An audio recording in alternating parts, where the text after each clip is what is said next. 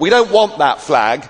We don't want the anthem. We don't want this political class. We want the whole thing consigned to the dustbin of history. The real battle at the moment is whether it is our Parliament that's going to have control over our currency, the economic policies that support our currency, and therefore the whole budgetary policy and the whole taxation policy and the whole interest rate policy.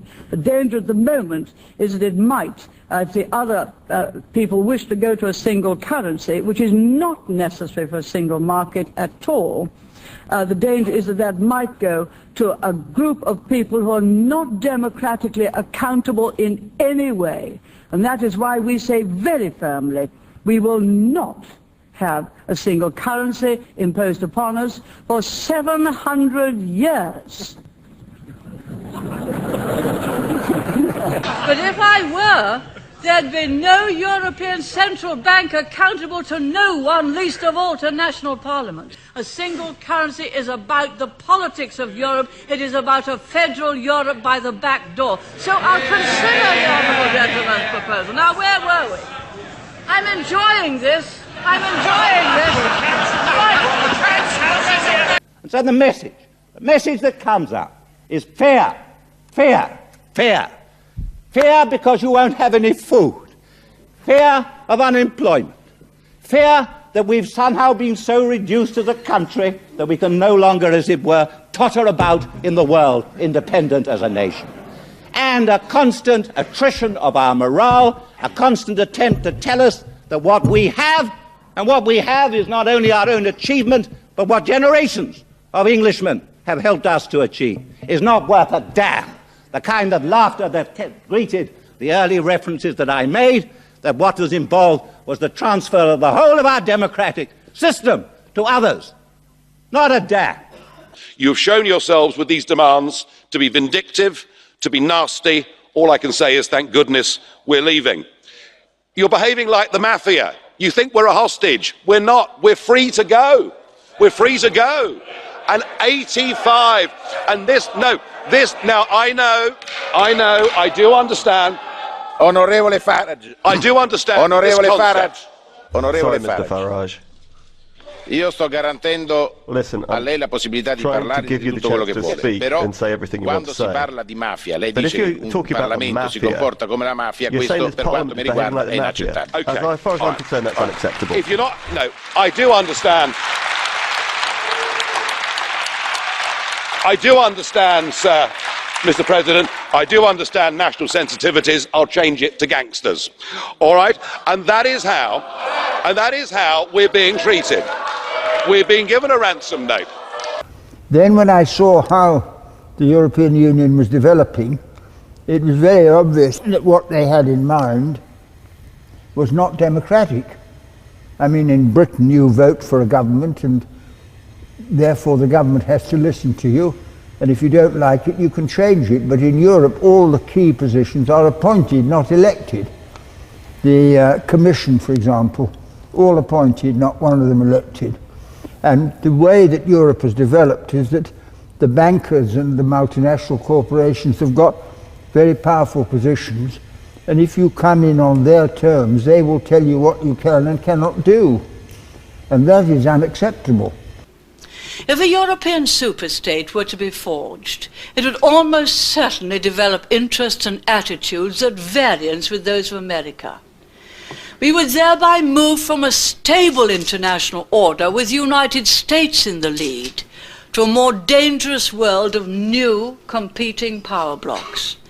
A democratic Europe of nation states could be a force for liberty, enterprise and open trade.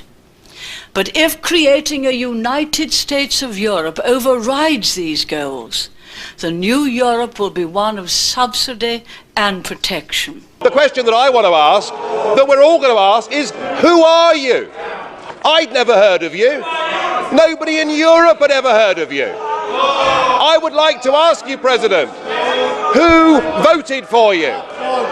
And what mechanism? Oh, I know democracy is not popular with you lot. And what mechanism do the peoples of Europe have to remove you? Is this European democracy? Well, I sense, though, that you're competent and capable and dangerous, and I have no doubt that it's your intention to be the quiet assassin of European democracy and of the European nation states. You appear to have a loathing for the very concept of the existence of nation states. Perhaps that's because you come from Belgium, which of course is pretty much a non-country. And I make no complaint of the pro-marketeers, particularly people like Edward Heath and Peter Kirk. They've been beyond criticism in that they have made it perfectly clear that to remain part of a common market is to renounce national status for Britain. They say the nation state is obsolete and we are to recognise it. It is our purpose to retain the power and influence of this House and not to denude it of many of the powers. It is already a fact that whatever government is in power, our agricultural policy is now controlled from Brussels, our trade policy is controlled from Brussels, our industrial policy is controlled. Yes, the Commission does want to increase its powers. Yes, it is a non-elected body, and I do not want the Commission to increase its powers against this House.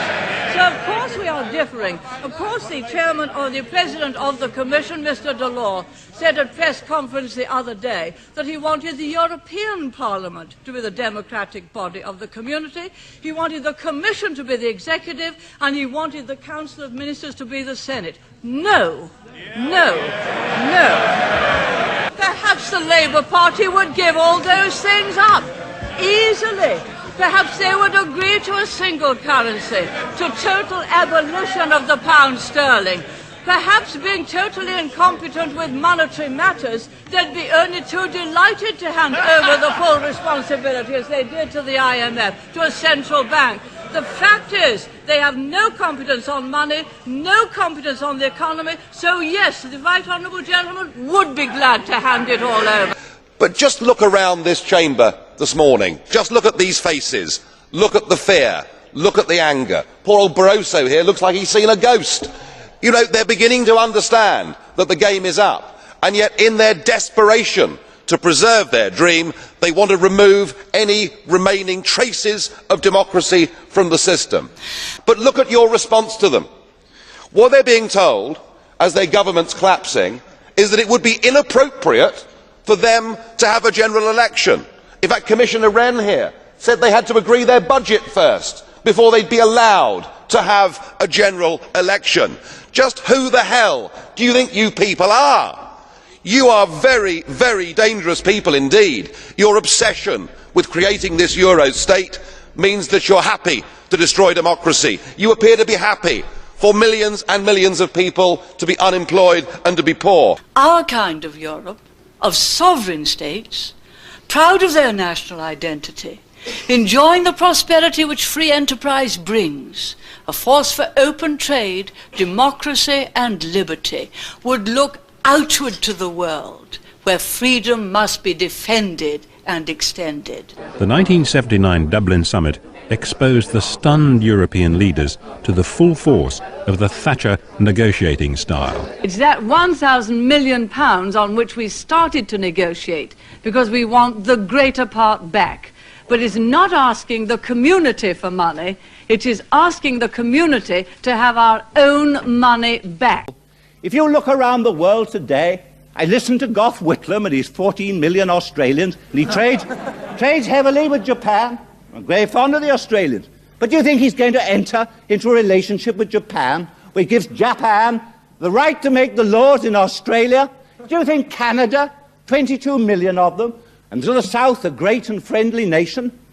Yes, they are. But do you think Canada is going to allow its laws to be written by the 200 million people in some union in America? No, of course not. The whole thing is an absurdity, and therefore I urge you to reject it.